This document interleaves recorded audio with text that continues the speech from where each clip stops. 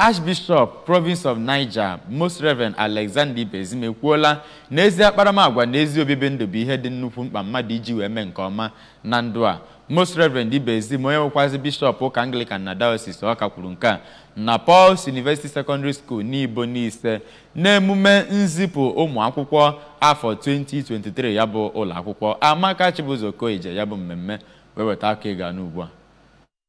bụ mmemme gosiri inye ndị mmadụ nzere ịtụrụ ugo n'ihi na ha bụ ndị nyere aka na ya bụ ụlọ akwụkwọ. Archbishop Ibezim onye nke bụkwazi onye isi ya bụ ụlọ akwụkwọ sịrị na n'ezie na-atụfuru akatamkpo ego iji wee zụ ụmụntakịrị a bụ ndị nne na nna ha na ndị ụka, ma gwakwazie ha ka ha kwudosi ike n'ihe ndị ahụ nke a kụziri ha ka ha wee nwee echi ọma. N'okwu nke ya ka onye kọmishọna na-ahụ maka agụmakwụkwọ bụ ọkammụta Ngozi Chumude onye anọchitere anya ya bụ Maazị Ambrose Ikwumelu sịrị na ndị na-elekọta ụmụaka ahụ bụ ndị wepụtara ha ebe dị mma iji wee gụọ akwụkwọ ka ọ wee na-abanye n'isi ha, ma sịkwazịa na ụmụaka bụ ndị azụchara azụcha, yọzikwa ha ka ha bụrụ ndị nke ga-eji ihe a kụziri ha wee na-eme ihe n'oge ọdịnihu. Mgbe ọ na-adozi ụmụaka ahụ ọdụ ka onye isi oche Post Primary School Service Commission PPSSC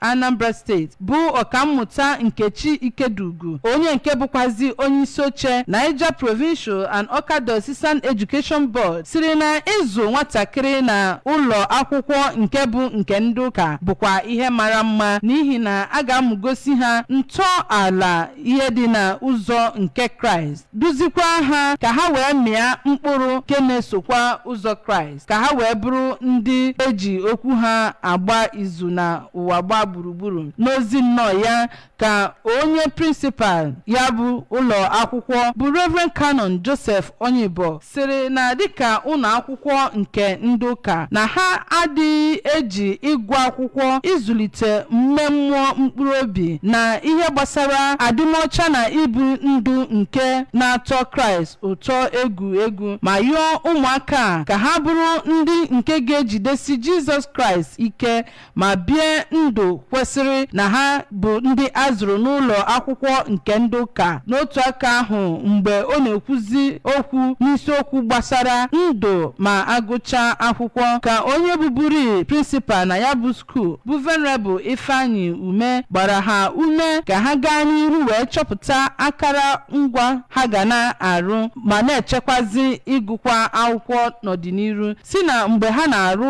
ọrụ aka n'oge eme ha bụrụ ndị nke na-agba mbọ ma na-enyekwa ha nri ogologo ndụ ha. Inye onyinye pụrụ iche bụ nke sitere n'aka Most Reverend Ibezim na nke enyekwara ndị dogoro ya bụ ụlọ akwụkwọ ukwu site n'aka onye President Women's Ministry nke Awka Diocese bụ Oliakụ Mata Ibezim, na ihe ejije dị iche iche bụ ihe pụtara ihe na ya bụ mmemme emerubere. Abụ m Amaka Chibuzo Okoye maka akụkọ ụwa ABS.